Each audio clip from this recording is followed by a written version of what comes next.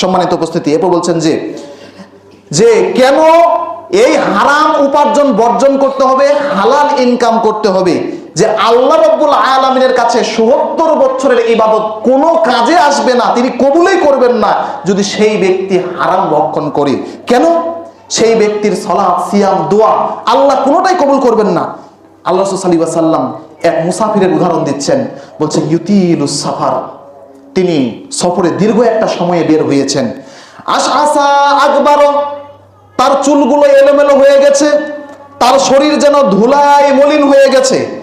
মুসাফির তো থাকলে দেখলেই বুঝতে পারবেন, তার চেহারাতে বোঝা যাবে যে ইনি সফর করে এসেছেন, কারণ চোখগুলো একটু হালকা ডার্কনেস পড়ে যাবে, চুলগুলো এলোমেলো থাকবে, ময়লা ধুলায় মলিন হয়ে যাবে সমস্ত শরীর। তো রাসূল সাল্লাল্লাহু আলাইহি ওয়াসাল্লাম সেই মুসাফিরের উদাহরণ দিচ্ছেন যে আশআসা আকবার, তার চুলগুলো এলোমেলো, তার পোশাক আশাক ধুলায় মলিন হয়ে গেছে।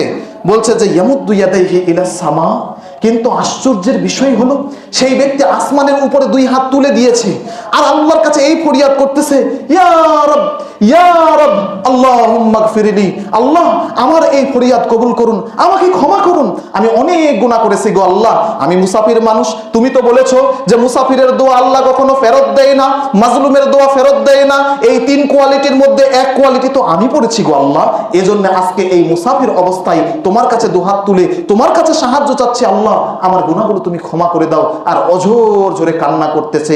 রাসূল সাল্লাল্লাহু আলাইহি ওয়াসাল্লাম বলতেছেন যে ওয়ামাতামুহু হারাম, ওই যে সেই মুসাফির ব্যক্তিটা, তাকে দেখতেছো আকুল মিনতি আর সেইভাবে ফরিয়াদ করতেছে আল্লাহর দরবারে, ওয়ামাতামুহু হারাম, সে যে খাবারটা খেয়েছে সেটাও হারাম, ওয়ামাশরাবাহু হারাম, সে যে পানিটা পান করেছে সেটাও হারাম, ওয়াগুদ্দিয়া বিল হারাম, তার পুরা জীবন উপকরণটাই হারাম। ফাআন্না ইউস্তাজাবু লিযালিক, তাহলে আল্লাহ তার দোয়া কি করে কবুল করবেন?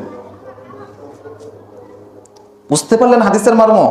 রাসূল সাল্লাল্লাহু আলাইহি ওয়াসাল্লাম বলছেন, যার কাপড়টা হারাম টাকায় কেনা, যার খাদ্যটা হারাম টাকায় খাওয়া, যার পানীয়টা হারাম টাকায় পান করা, এরকম যদি কোনো ব্যক্তি থেকে থাকে, যার চাকরি হতে শুরু করে সংসারের প্রত্যেকটা জিনিস ক্রয় করেছে সে হারাম টাকায়, তাহলে তার শরীরটাই রক্ত মাংস গঠিত হয়েছে হারামের উপর, তাহলে সেই ব্যক্তির দোয়া আল্লাহর দরবারে কি করে কবুল হতে পারে? যদিও সে মুসাফিরও হয়, তবুও সেই মুসাফিরের মূল্য আল্লাহর কাছে কোনো দামই নেই, কোনো মূল্যই নেই।